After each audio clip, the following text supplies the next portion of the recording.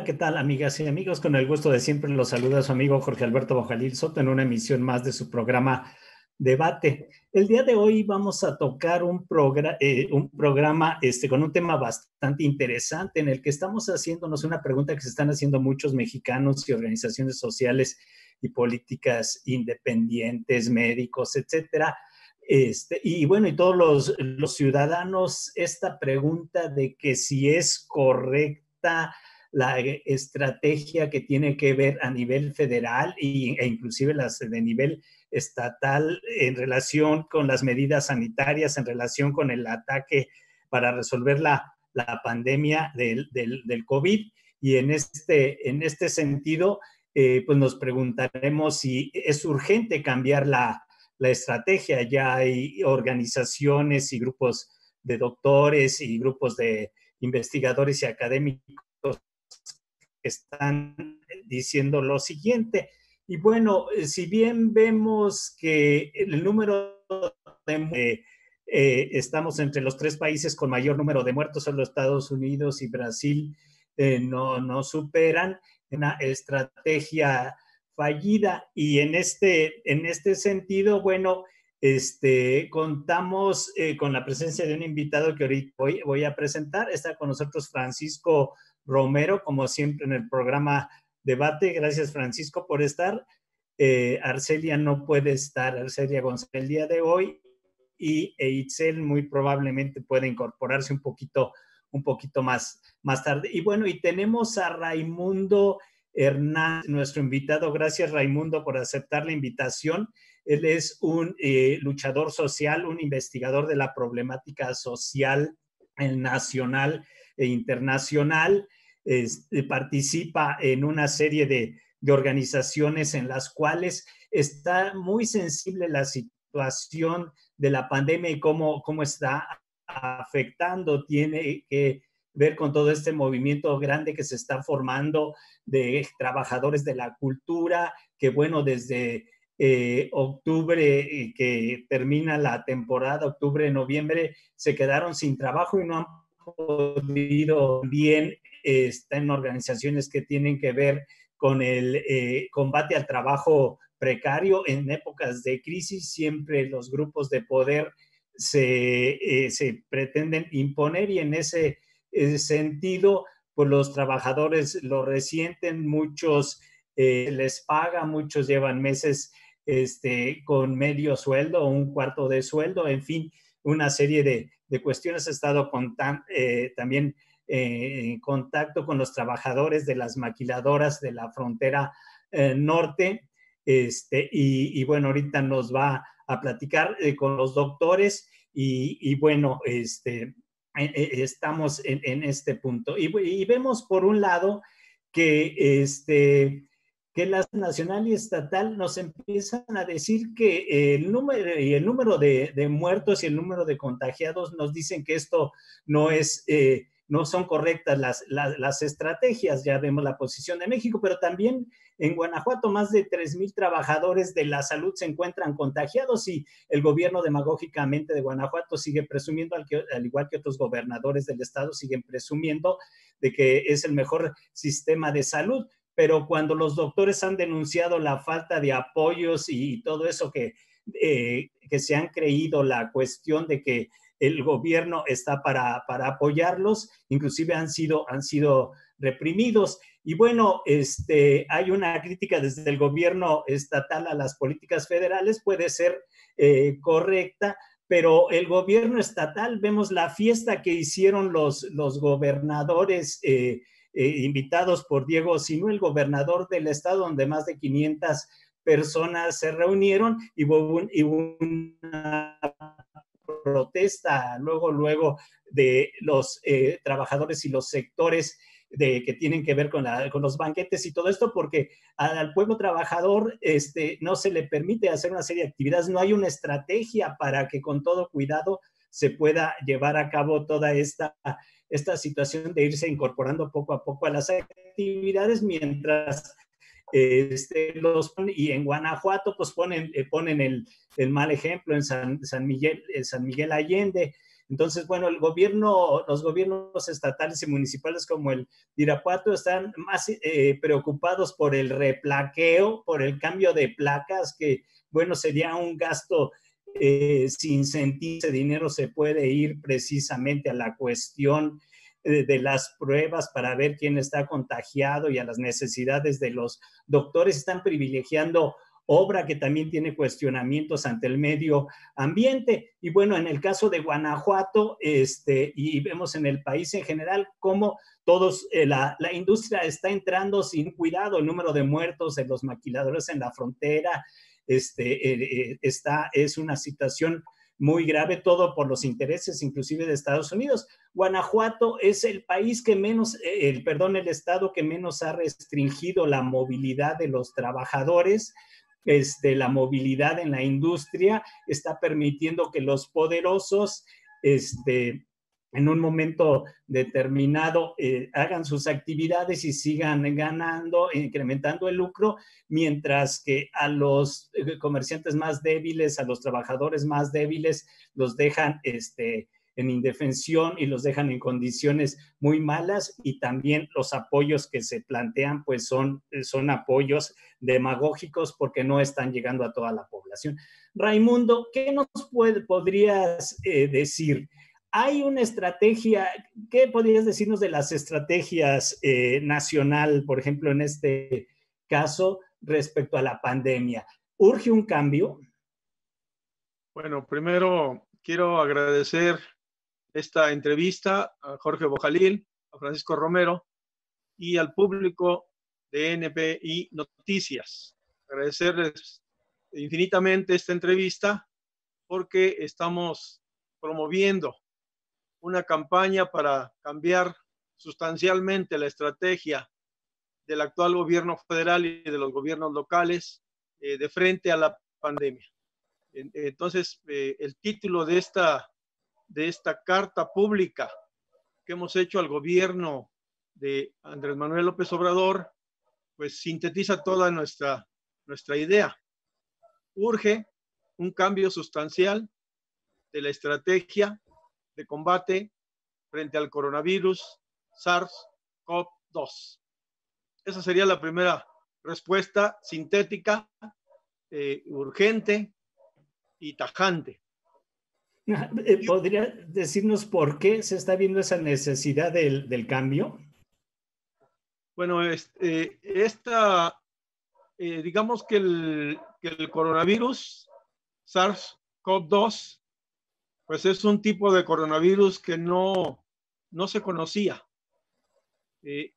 Por tanto, cuando los expertos médicos nos dicen en diversos documentos que no se conocía, pues esto quiere decir que nos estamos enfrentando a uno de los entes de la naturaleza que por exactamente no conocerse, pues puede ser o muy peligroso o de efectos impredecibles.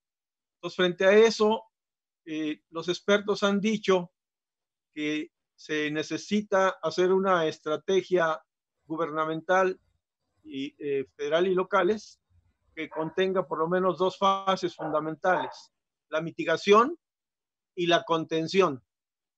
Entonces, varios de los expertos en México están señalando que en el caso del gobierno mexicano pareciera estar de fondo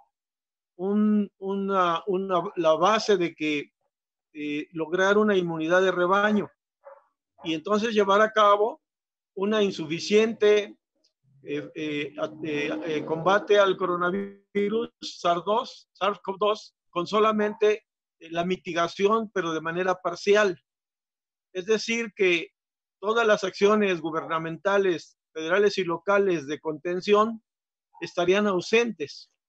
Y esto pues es absolutamente grave porque esto nos estaríamos sacando la conclusión de que por parte del gobierno federal y gobiernos locales solamente estamos en una situación defensiva. No estamos en una estrategia ofensiva frente a la pandemia. Y esto, por todo lo que concluimos nosotros, como yo como coordinador de las Brigadas Emiliano Zapata de México, organización de izquierda democrática, pues nos parece de la mayor relevancia, porque hemos llegado a más de 53,000 muertos en México. Hay toda una serie de simpatizantes del gobierno, de funcionarios del gobierno, que están diciendo que no es comparable la situación de la pandemia en México con otros países. Y yo he respondido que en la Facultad de Ciencias Políticas y Sociales de la UNAM, pues se dio una discusión muy importante de una carrera que se llama Política Comparada. Esta carrera, pues es muy importante porque nos dice que las situaciones, muchos problemas que vive el mundo, se pueden comparar. Y entonces, en el caso de la pandemia, en que haya todo un sector de, de, de simpatizantes del gobierno o pues de intelectuales e incluso de gente que hace opinión pública y estén diciendo que no es comparable, pues nos parece un retroceso respecto a los avances que se tenían en materia de política comparada en las universidades. Entonces, podemos decir entonces que sí se tendría que generalizar la discusión de qué dicen los expertos en el mundo y en México de cómo enfrentar una pandemia. Y si los expertos nos señalan que son dos partes de la estrategia, una es la mitigación y la contención, y que en México no hay contención, pues obviamente que tendríamos que platicarlo, se tendría que dar información muy precisa, muy exacta, y pues, poner a discusión qué se necesita para tener una parte de la estrategia que es la mitigación completa y de inmediato iniciar la contención. Todo ello sin tomar todavía en cuenta en este debate todas las formulaciones nuevas sobre salud comunitaria que en la Facultad de Medicina de la UNAM, por compañeros que están en la lucha democrática, por ejemplo, en el Frente Nacional de Trabajadores de la Salud, que ayer el domingo hicieron movilización en 20 ciudades, pues nos están diciendo que para completar las estrategias de mitigación y de contención, convendría abrir la discusión de inmediato desde lo más que se pueda en los barrios, en los pueblos, en las colonias, las unidades habitacionales, de lo que serían los lineamientos, los aportes de la salud comunitaria. Bien, Ray, gracias. Ahorita seguimos preguntando qué más, qué tanto están haciendo los mexicanos y las organizaciones sociales en este sentido, los doctores, esto que nos acabas de decir, los trabajadores de la salud, es muy interesante. Francisco Romero, ¿cómo ves en Guanajuato? El gobierno siempre presume una serie de cosas, pero yo siento que muchas veces más bien lo que está tratando es de evitar su responsabilidad y echarle toda la culpa al gobierno federal, que por supuesto tiene una responsabilidad muy grande y como estamos viendo, una estrategia fallida, pero también habrá estrategias fallidas del gobierno estatal. ¿O tú qué opinas? De hecho, yo creo que la estrategia es fallida en ambos niveles de gobierno. Y en principio, porque la construcción misma de cómo responder frente al impacto de la pandemia, se nos ha dicho, perdón, en un discurso que debe de ser los científicos y los médicos los que definan esto. Pero en realidad lo que a final de cuentas ha terminado de definir ha sido los intereses políticos y económicos. Entonces, desde ahí ya hay un serio conflicto. La posición de los gobernadores que firmaron una carta pidiendo la renuncia del subsecretario López-Gatell respondía más a una situación 100% política y de falta de autoridad de estos gobiernos. Y entre esos también está Guanajuato. ¿Por qué? Porque es muy fácil pensar, hacer la afirmación de que el discurso de un subsecretario que todo el tiempo entre sus discursos más hábiles que ha tenido les ha dicho, oigan, para efectos de las medidas sanitarias, de confinamiento y sanitarias, ustedes son autoridad competente. Y los gobernadores, cuando se trata de que tienen un acuerdo, fíjate, es un acuerdo político. Cada semana se reúnen para ver si aceptan el semáforo. O sea, no es un criterio 100% ni científico ni médico, es político. Y esto, claro que se está reflejando en Guanajuato y en la mayoría de los estados. Hay un descontento fuerte porque no se ponen de acuerdo, y no se ponen de acuerdo porque ninguna autoridad, ni la local ni la federal, quieren asumir el costo político de las medidas que toman. Hoy por hoy sí hay estados que todavía, si en el país nos tardamos en entender y en llegar al momento más alto de la pandemia, es más, todavía hoy las autoridades federales en sus últimos reportes dicen, podemos decir que tenemos una ligera tendencia a, pero todavía nos dicen, oigan, ya llegamos a la parte más alta de la pandemia y podemos sentirnos un poco confiados. O sea, si el gobierno federal no se pone de acuerdo en sus estudios, y vaya que presume que tiene toda una base de científicos trabajando en ello, pues mucho menos se ponen de acuerdo los gobiernos locales. Y entonces empiezan a tomar una serie de medidas que ya con muchas discrepancias, con muchos enojos entre ellos y el gobierno federal, y se cometen las equivocaciones que se han venido de parte en Guanajuato del gobierno estatal, y ahí entraría una dificultad seria y muy grave. Dos, la primera, tiene que ver primero con en qué consideramos actividades sustantivas y con qué criterio vas a ir reaperturando las actividades, ¿no? O sea, y la otra parte que me quiero referir es el tema de el personal médico y de salud que está en los hospitales. O sea, ¿por qué la primera parte? O sea, sí es cierto, la población no respetó las reglas de confinamiento, ni el gobierno federal las puso con el rigor que implicaban. O sea, hoy por hoy en todo el mundo, el país que ha tenido un mejor resultado en las reglas de confinamiento es porque fueron muy severas y además la población tenía un sentido de arraigo y pertenencia. Dos elementos que en nuestro país nadie se preocupó de medir y de calcular, ¿sí? Porque además maliciosamente no lo hicieron. En nuestro país tenemos una población que no podía en ningún momento dejar de salir a trabajar. ¿Sí? Tenemos una población en su edad laboral activa que está dentro del trabajo informal y es una población que se cuenta por millones y que es mayoritario y que entonces no podían quedarse en su casa.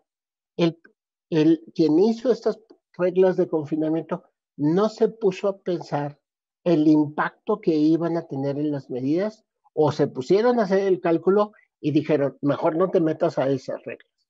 Y entonces hoy tienes a una población desbordada violentando las reglas de desconfinamiento.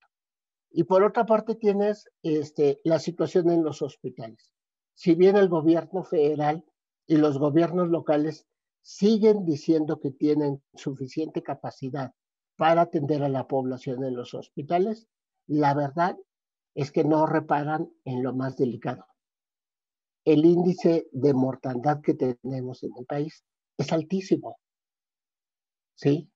Entonces, ayer el presidente de la República hizo un homenaje a la gente que ha muerto, dice que se nos ha adelantado.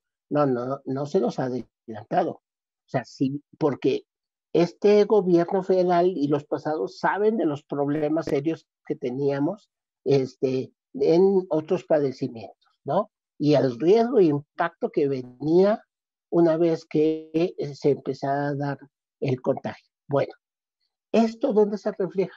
Esta, esta errática medida de desconfinamiento y atención de la salud, en el alto índice de muertos que tenemos y entre ellos la población médica y de la salud.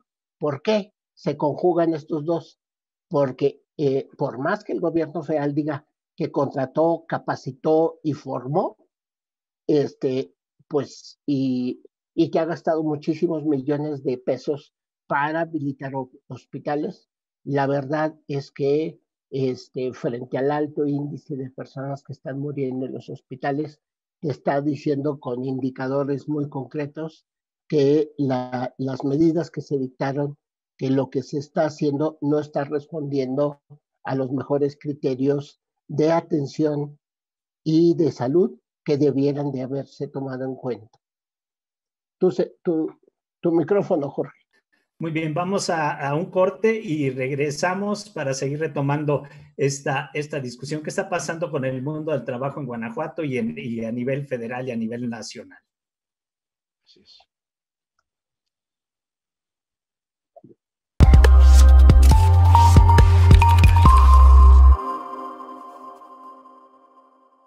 Muy bien, amigas, estamos de regreso, pues estamos analizando si son correctas las estrategias de los gobiernos federales y estatales. También podría verse a nivel mundial en muchos de los casos, pero estamos analizando aquí en nuestro país. Y bueno, también quisimos traer la voz de un grupo muy importante. La pandemia ha demostrado la importancia del trabajo, cómo ante la paralización de actividades se paraliza la economía. Y bueno, vemos cuando se están quejando los trabajadores de la maquila con toda razón, en la frontera norte, en Mexicali, en Tamaulipas, etcétera, en Chihuahua, por el número de muertos que hay por el coronavirus y cómo, por ejemplo, los medios de televisión siempre se enfocan a decirles irresponsables que no entienden la situación ante la economía, entrevistan a los empresarios que están desde su casa guardaditos, etcétera, y que no les interesa la vida de la gente. En Guanajuato estamos viendo los propios trabajadores de la salud, más de 3,000 se han contagiado, y bueno, y todas las deficiencias que hay a nivel nacional y estatal. Entonces, quisimos también por eso escuchar de viva voz a Raimundo Hernández, que conoce muy de cerca a muchos de las actividades, de lo que está pasando en relación con el mundo del trabajo. ¿Cómo están padeciendo los trabajadores a nivel nacional la cuestión de la pandemia y qué tienen que hacer ante esta estrategia, Raimundo? Bueno, por la parte que los comentarios que estaban al final, que estábamos haciendo al final de la primera parte, de antes del corte, yo diría que primero diéramos algunos datos del contexto. Claro. Esta pandemia vino a afectar a los trabajadores en el mundo. Tenemos datos de que de 3.300 millones de trabajadores del mundo, 1.600 millones fueron afectados por mediante dos mecanismos: despidos arbitrarios o una reducción de salarios en el momento más crítico de la pandemia en cada país. En el caso de Estados Unidos, estas cifras abarcan más de 40 millones. En el caso de México, son más de 15 millones de trabajadores que fueron despedidos porque sufrieron la reducción de sus salarios. Esto es una situación muy grave. Si además le añadimos que en el año 2019, por lo menos yo estuve señalando, aunque recibí muchas críticas, de que se estaba iniciando una recesión en México y había datos muy graves de una recesión en el mundo. Varios de los expertos en el mundo decían que la recesión se iba a sincronizar a nivel mundial en 2020. Entonces, ese es un dato muy, muy fuerte, porque estábamos en enero con todos los indicadores del último trimestre del 2019, señalando que se acercaba la recesión sincronizada mundial, y empieza a anunciarse por China, pues que está el brote de contagios por el coronavirus SARS-CoV-2, y entonces al poco tiempo se anuncia por parte de la OMS que hay una pandemia. Entonces esta situación ya tenía una grave afectación por la recesión que ya se había sincronizado a nivel mundial. Ya se había dado una situación grave para los trabajadores. Y con la pandemia, pues llegamos a los datos totalmente preocupantes de afectación a 1.600 millones de trabajadores en todo el mundo. Yo he estado tratando de buscar los datos de la Primera Guerra Mundial, la Segunda Guerra Mundial, la Gran Depresión de 1929, y hasta donde he logrado obtener referencias, no existe una comparación de la afectación a 1.600 millones de trabajadores en el mundo, que se da con esta recesión, que para mí ya se ha convertido en una gran depresión económico mundial, la más grande de toda la historia del capitalismo. Entonces, esta es, creo que la situación de contexto que tendríamos que estar investigando, analizando, reflexionando. La otra es que en los últimos 30, 40 años en el mundo, en la gran mayoría de países, se impuso algo que los economistas marxistas denominamos patrón de acumulación capitalista neoliberal. Estábamos discutiendo después de la crisis de 2007 y los años de 2007, 2008 hasta la fecha, que este patrón de acumulación capitalista había entrado en una fase de agotamiento.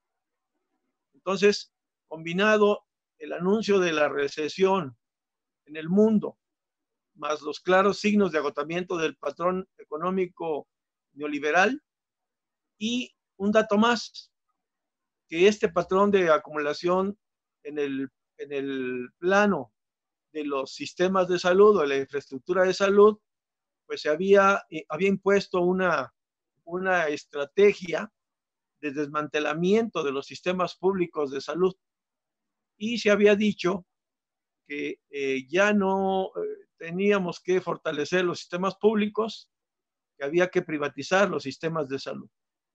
Y de ahí se llegó al exceso de privatizar también los sistemas de pensiones, de jubilaciones, de ahorros para el retiro. Entonces, podemos decir que los trabajadores en el mundo y en México en 2020 tienen tres elementos graves que afectan sus condiciones de vida y de trabajo salariales, que son esta recesión que se convirtió en gran depresión, la megadepresión le llamo yo, megadepresión económica financiera. Dos, el que estaba agotado el patrón de acumulación capitalista neoliberal. Y tres, que cuando la pandemia se generaliza, se hace muy grave, los sistemas de salud públicos están desmantelados y la oferta de servicios de los servicios privados no es buena, es de mala calidad o de regular calidad, y con costos, con precios muy elevados.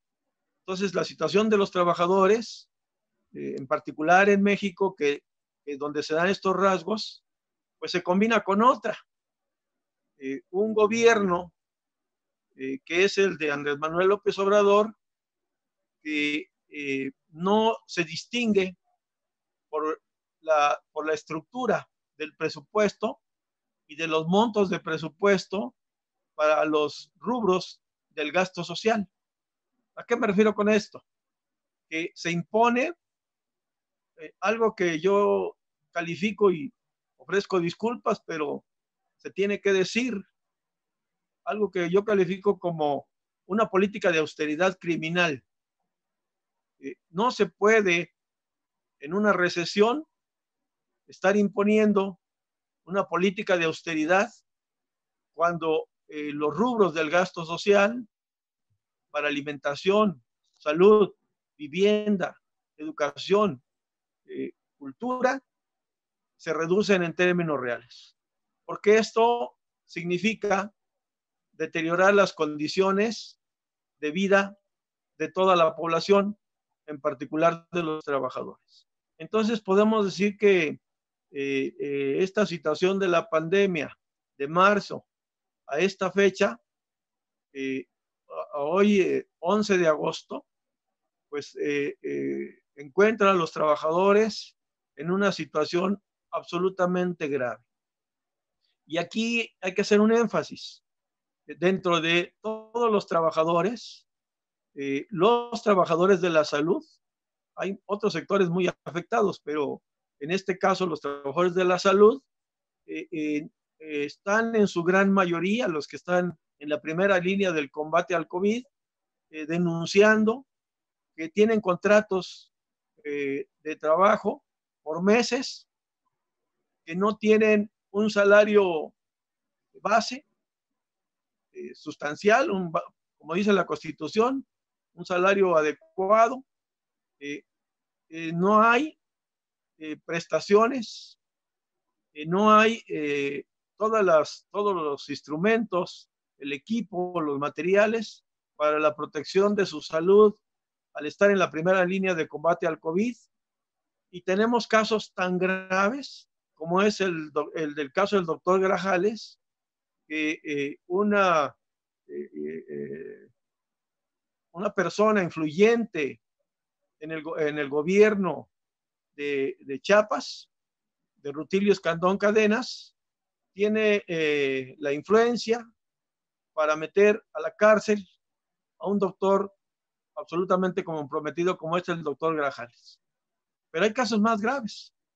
Está el asesinato de la doctora Honorato, está una serie de agresiones en muchos lugares al personal médico, al personal de enfermería o al conjunto del personal por la población que no ha tenido directrices por parte del gobierno, directrices adecuadas, serias, para enfrentar la pandemia.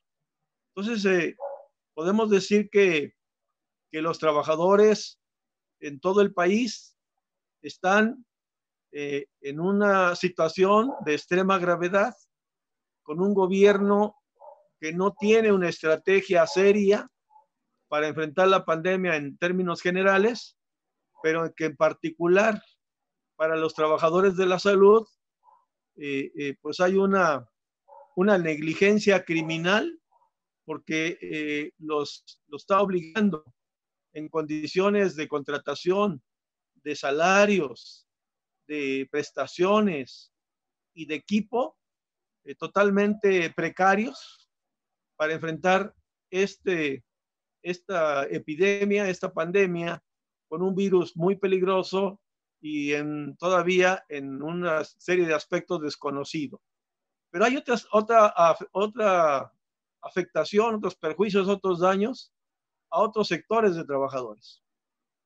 De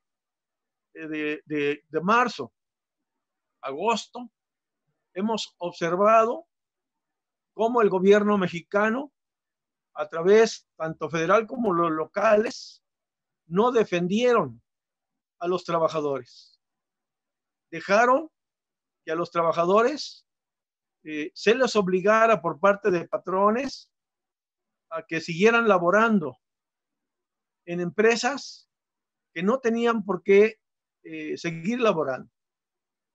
Esto llevó, y hay varios casos en donde los trabajadores fueron obligados a entrar a las fábricas, no obstante que se estaban dando contagios adentro de las fábricas, y que dentro de las fábricas algunos trabajadores se derrumbaban porque estaban contagiados y ya con un deterioro de la salud muy alto. Tenemos casos en el norte del país donde cientos de trabajadores, al ver caer prácticamente a punto de morir, agonizando a sus compañeros de trabajo en las plantas, en las fábricas, los trabajadores reaccionaron y cerraron la fábrica, salieron de ella, e incluso en algunos casos se enfrentaron al personal de seguridad de las empresas. Tenemos casos, en el caso de Michoacán, por ejemplo, que en las siderúrgicas también se les obligó a los trabajadores a seguir laborando, y al ver caer a sus compañeros al lado, agobiados por estos daños que da esta enfermedad de COVID, también cerraron 1,000 trabajadores, cerraron una siderúrgica. Esta misma situación se dio en otra siderúrgica contigua, y otros 1,000 trabajadores se enfrentaron al personal de seguridad y cerraron la siderúrgica, porque no les quedaba de otra. La otra era seguir trabajando y seguir muriendo. Entonces, estos casos están ahí, tenemos los videos, tenemos las denuncias, pero el gobierno mexicano se ha hecho omiso, ha sido negligente para atender estas graves situaciones. Y así como eso, pues tenemos casos a lo largo y ancho del país. Compañeros en las automotrices, en muchas fábricas, en muchos centros de trabajo, que perdieron la vida o que quedaron contagiados, que llegaron a sus casas, contagiaron a sus familiares, porque los patrones los obligaron a laborar, no obstante que se emitió por el gobierno mexicano esta declaratoria de la pandemia correspondiente. Está el caso del joven que en las empresas de Ricardo Salinas Pliego se vio obligado a trabajar, se contagió y falleció. Un joven universitario, que también ahí se generó una protesta en estas empresas de Ricardo Salinas Pliego, y fue minimizada, fue silenciada, y los trabajadores que reclamaban por su seguridad laboral, por su salud, pues amenazados, y tuvieron que seguir laborando. Entonces, tenemos, por todo esto que estoy diciendo, una situación absolutamente grave para los trabajadores mexicanos.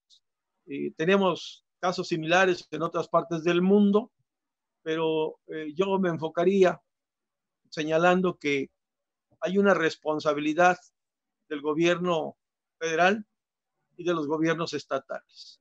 Entonces,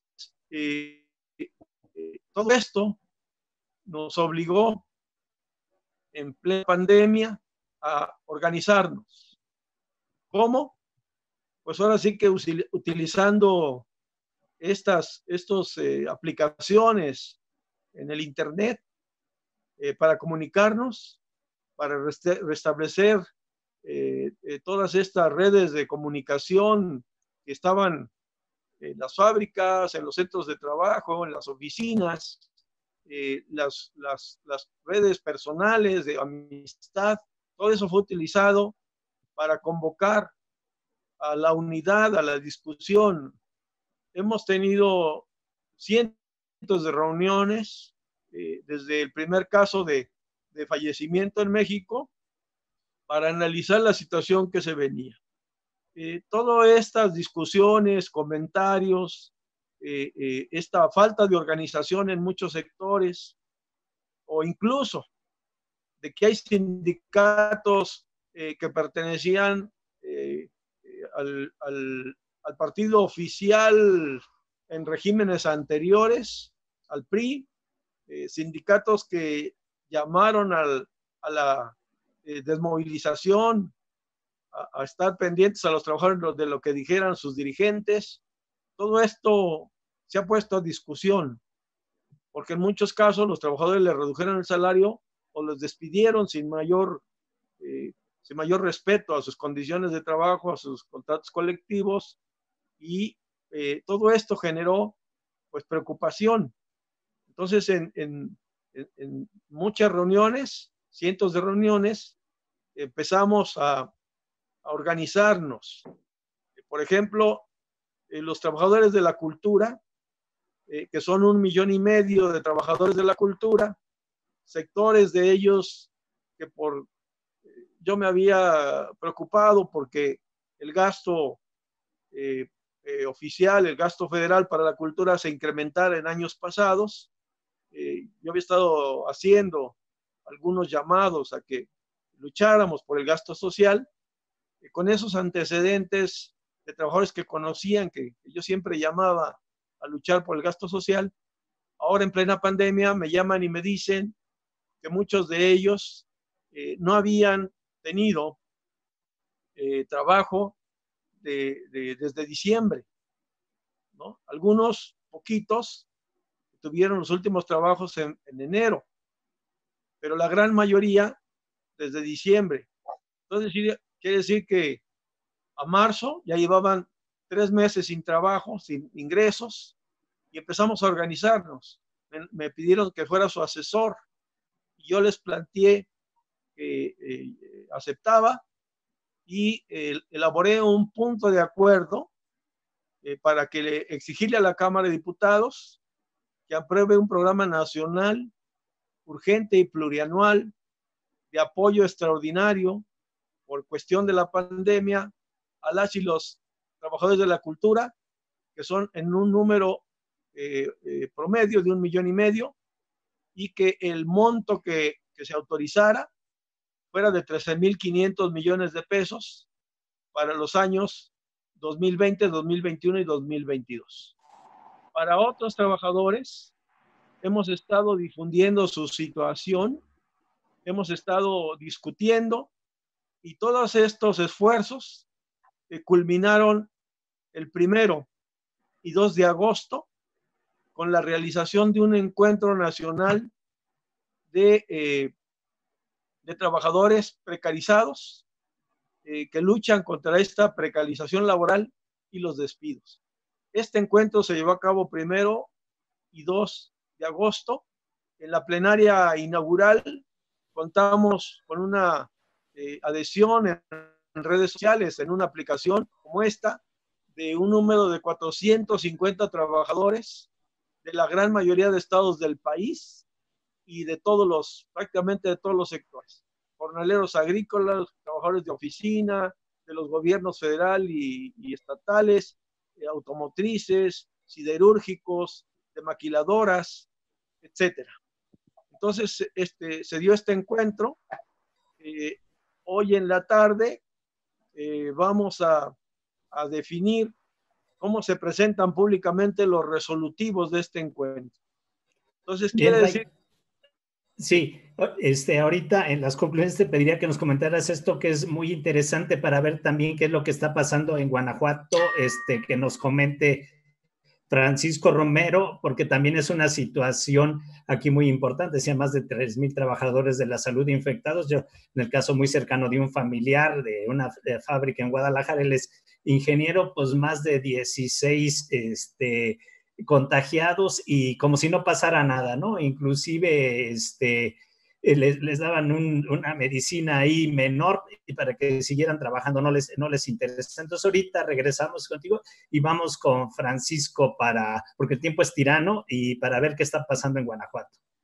Muy bien, gracias, sí. Francisco. Sí, a ver, ¿qué es lo que está pasando? Bueno, tú ya lo ilustraste con algunos de los casos, o sea, la infraestructura, si bien se preocuparon en ella, en reactivar algunos centros hospitalarios, El tema en el que menos se invierte es en el capital humano, y siendo que debería de haber sido tanto cuanto como se invirtió en habilitar los hospitales, en acondicionarlos. También es cierto que eso vino en parte por compartir un financiamiento con el gobierno federal. Pero ¿dónde están los vacíos serios y muy graves? Es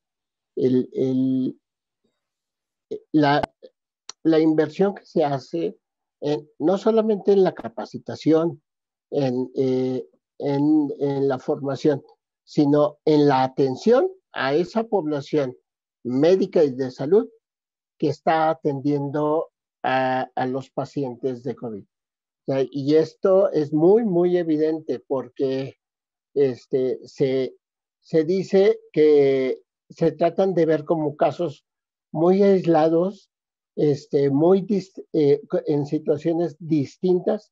Incluso en algunos casos se referían las autoridades sanitarias como si el contagio había sido por algo, una situación extraña al hospital, que no se podía hablar de un contagio dentro de su área de trabajo. Entonces, se trataron al principio, se trataron de manejar los casos de una manera aislada, ¿sí? Y todavía hoy se pretende singularizar los casos, no obstante que somos uno de los países con el índice más alto de mortandad de personal médico y de salud, ¿sí?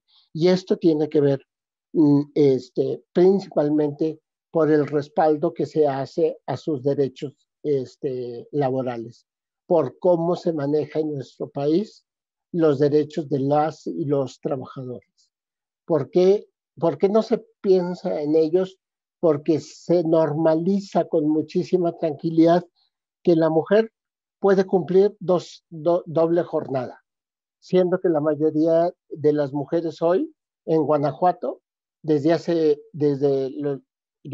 yo participé en una encuesta en el año, a finales de los 90, donde se llegó a la conclusión el alto índice de familias en Guanajuato, donde las mujeres son cabeza de familia.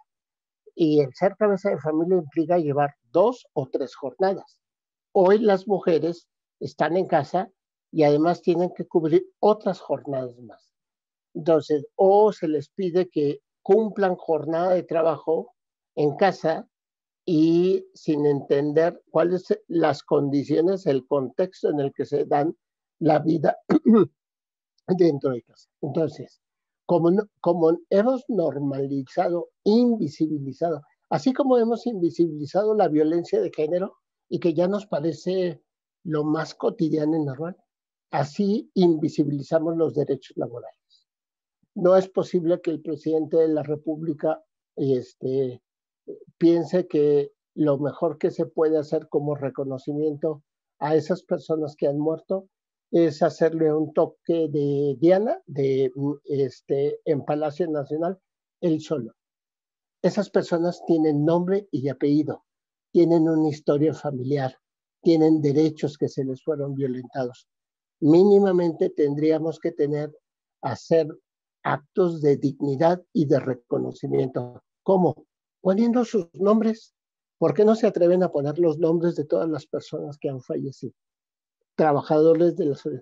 ¿Por qué no se piensa, por qué no se nos da a conocer si se están reconociendo sus derechos?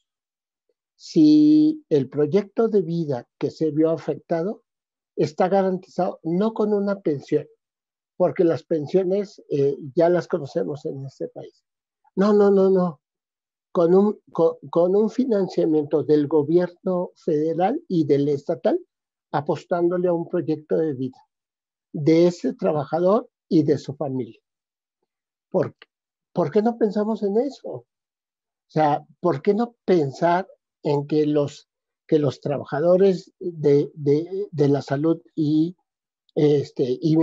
personal médico tengan la seguridad de poder realizar su trabajo con toda la confianza? Ellos están haciendo un esfuerzo y hasta decimos milagroso, extraordinario, sobrehumano, Claro que lo están haciendo en muchos aspectos por eso. Pero ¿sabes por qué, Jorge? Principalmente por las serias y graves carencias con lo que realizan su labor médica.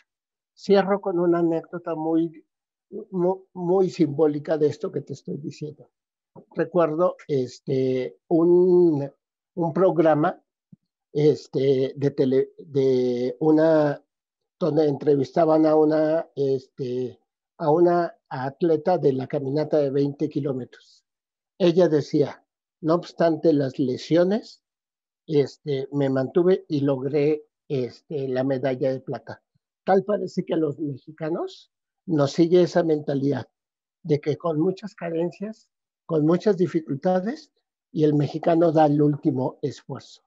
Y todavía se queda con la sensación de que debí de haber hecho más. O sea, esto es algo que no puede seguir pasando a nivel de materia de derechos laborales. O sea, se debe de reconocer que hoy por hoy uno de los errores de la estrategia que se está haciendo en Guanajuato y en el país es hacer nugatorios los derechos laborales de los trabajadores de la salud y atención médica. Bien, Francisco, gracias. ¿Qué podríamos decir rápidamente los dos a manera de conclusión respecto a lo que nos decía Raimundo y de las estrategias que tenían que cambiar? ¿Hacia dónde tienen que ir? Tenemos ya poco tiempo, tratar de resumir lo más que se pueda, por favor. Sí. Entonces, Raimundo, por favor. Sí, yo creo que la conclusión de esta entrevista, la cual agradezco muchísimo, sería la primera, es que tenemos que revisar el contexto nacional, mundial y nacional en que se dio esta pandemia. Esa recesión que ya estaba desde 2019, que se convierte en una gran depresión económica financiera mundial y que afecta a 1.600 millones de trabajadores en el mundo, y en el caso de México a 15 millones. Que el agotamiento del patrón de acumulación neoliberal en México tenía en una situación de mucha superexplotación a los trabajadores, es decir, trabajadores precarizados.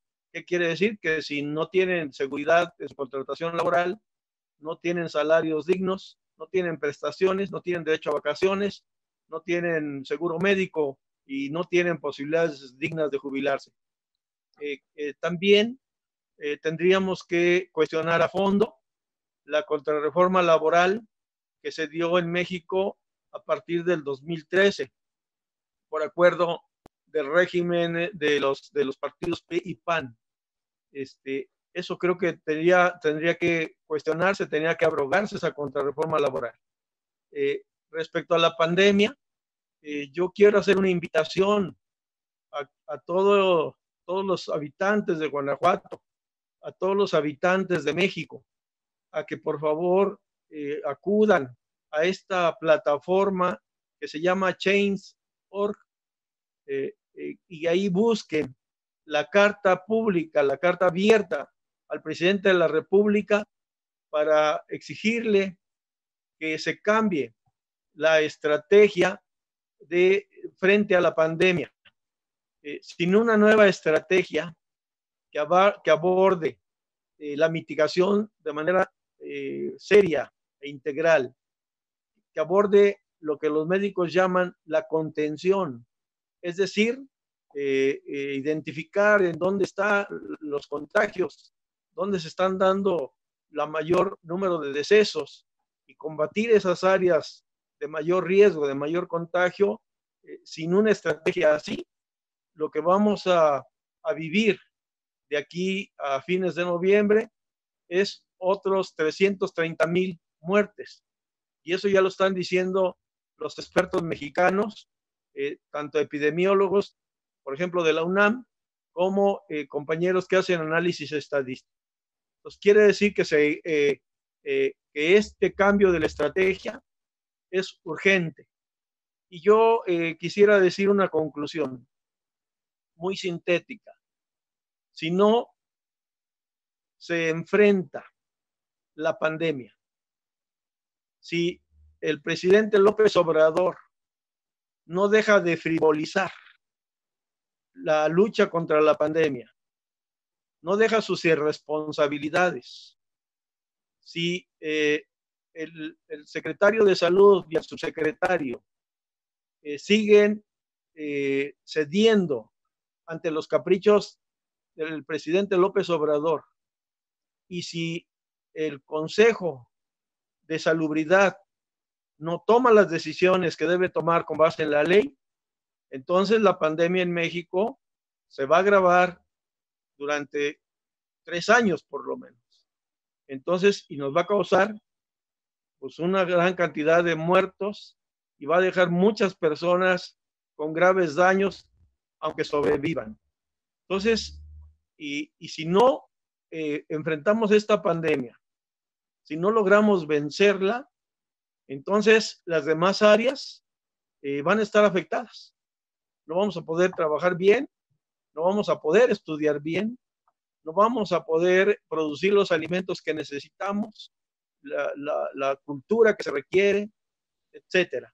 Entonces yo haría este llamado a que esta carta pública que inicialmente la ha suscrito la Liga de Unidad Socialista y la organización a la que yo pertenezco, que se llama Brigadas Emiliano Zapata de México, en la cual ya se sumaron 15 organizaciones del país y ya están firmándola más de 50 ciudadanos hasta este momento, porque la pusimos en Change.org a partir del viernes a las 10, 11 de la noche. Entonces, a este momento, llevamos estas 15 organizaciones y aproximadamente 50 ciudadanos. Si con este programa el público televidente nos diera su firma, o que se manifestara como cada quien decida, pero que sí llamáramos la atención de que el gobierno mexicano debe de estar abandonando, debe de cesar ya sus errores, sus omisiones y todas estas acciones gubernamentales erróneas que en conjunto están configurando la negligencia criminal frente a la pandemia. Entonces, se requiere un cambio sustancial de la estrategia frente a esta pandemia, en donde la población tomemos en nuestras manos la defensa de nuestra salud y, por tanto, la defensa de nuestra vida, de nuestros derechos al trabajo, a la salud, a la educación, a los alimentos, a la cultura, al medio ambiente, etcétera. No tenemos de otra. Tenemos que tomar esta grave situación en nuestras manos y que el gobierno obedezca a las necesidades urgentes de la población. Sería mi conclusión. Bien, Ray, pues muchas gracias. Ahí está la invitación para que entren a consultar la carta y si están de acuerdo, firmarla. Francisco, ¿tú qué opinas? A ver, con una conclusión nada más como muy puntual. Yo considero que este capítulo que estamos viviendo de la pandemia, del desconfinamiento, nos da la oportunidad para una irrupción social. Es decir, puede ser desde una organización, como el compañero nos decía, pero también desde las colonias, desde las familias, desde la red familiar. Es importante que de manera consciente y responsable veamos lo que está sucediendo y lo veamos como un mar de oportunidades, en el sentido de que lo que nos va a determinar que se salve el tejido familiar, que se salve el tejido comunitario, es que busquemos medidas alternas que nos ayuden ya a responder a los impactos de esta pandemia. Y sí se puede dar en la parte económica, en la parte de la alimentación, en la parte educativa. Las medidas que se están tomando en estos diferentes aspectos por el gobierno federal no son, ni por el gobierno estatal, son las más indicadas. Lo único que se está ocasionando es evidenciar las enormes desigualdades y carencias que se viven en nuestra población, donde no le va a afectar solamente a los más pobres y desprotegidos, sino le va a afectar a todos los grupos sociales de nuestro país. Lo que hoy padecemos todos, porque padecemos todos, ¿sí? Reconociendo las marcadas desigualdades que se viven en nuestro país, es una realidad y un cotidiano que nos obliga a repensar el cómo nos relacionamos y cómo construimos el tejido social de nuestro país. Y si la lucha política, ya no la marcó el compañero, debe de ser muy clara y contundente. Se deben de garantizar los derechos a la salud, que va muy vinculada con el derecho a la alimentación y el derecho al trabajo. No pueden venir medidas solamente, como lo decía, es importante que la sociedad se apropie de lo que son sus derechos. ¿Cómo? Exigiendo al gobierno federal. Es importante que la sociedad se apropie de la exigencia de sus derechos. Nos duelen nuestros muertos, nos duelen las muertes de los trabajadores de la salud y los médicos, pero también nos debe de mover la exigencia de que se respeten sus derechos. Debemos de exigir que aparezcan sus nombres, que se respeten sus derechos y que el proyecto de vida que se vio truncado, el gobierno federal se lo respalde. Además, de esa manera estaremos pasando a la historia como un país que reivindica a su población y a sus gentes. Los muertos no los vamos a poder rescatar, no los vamos a poder revivir, pero lo que sí podemos hacer es rehacer el tejido social de nuestra sociedad y trabajar en la construcción de nuevos términos de relación, donde una política basada en la alimentación, en la educación y en el trabajo nos dé la posibilidad a más mexicanos a acceder a una vida digna. Esto es fundamental. No va a venir del gobierno federal una política social de este tamaño. Ellos nos van a estar diciendo siempre, tratando los casos de manera singular y gastando dinero y justificando un discurso político. Ni el gobierno de Guanajuato ni el gobierno federal tienen la voluntad ni la capacidad para ver la realidad y el impacto como está sucediendo. De ahí la importancia del debate de estos temas. Y muchas gracias por la participación del público que nos escucha. Sí, pues muy bien, Francisco, es interesante lo que acabas de decir. Sí, como ya lo hemos estado viendo, sí urge una nueva estrategia, dado lo que nos decía Raimundo, las condiciones, la situación, por venir, el hecho de que no se ha detenido la pandemia. Esta cuestión también es estatal, se suma a una serie de crisis que venían aquí en otras partes del mundo, la ambiental, la social, esta cuestión de la sanitaria y el deterioro sanitario que viene ya de tiempo, y a esta pandemia del COVID-19, yo diría que hay otra pandemia, y esa pandemia son los gobiernos no nada más, aquí el gobierno federal y el estatal, que no están a la altura. Lo estamos viendo también el pueblo de Chile, cómo se venía movilizando desde el año pasado, lo que está pasando en Líbano, precisamente el venían movilizando en contra del gobierno, y la corrupción es una movilización muy general. Y bueno, todos los ministros precisamente, se va a formar un nuevo gobierno, pero el nuevo gobierno que se forme en cualquier país tiene que tener un sentido, no caer a lo mismo. Y bueno, y esa es la invitación que le queremos hacer al público, a que reflexione, a que discuta, a que cuestione a los gobiernos, porque son los que nos están llevando, desgraciadamente, a esta situación, y si nosotros los dejamos también somos responsables. Y bueno, pues los invitamos a discutir, a reflexionar, a criticarnos también. Bienvenidas las críticas, y pues gracias a los muchachos, Alfredo Moreno, que hace posible este programa, y a los demás compañeros de NPI Noticias que hacen posible este programa, y también a Raimundo Hernández, que nos dio también un panorama desde otro punto de vista de cómo es la situación, y a Francisco Romero, y nos vemos la próxima semana en una emisión más de su programa Debate. Pásenla bien y cuídense por lo que acabamos de ver, por las situaciones de que tenemos que cuidarnos. Pues gracias. Pues muchas gracias, Jorge Bojalil, Francisco Romero, muchas gracias, NPI Noticias, y a todas y todos los radioescuchas y televidentes en Guanajuato, un saludo muy fraternal, y vamos a organizarnos. Muchas gracias. Gracias. Hasta luego. Hasta luego.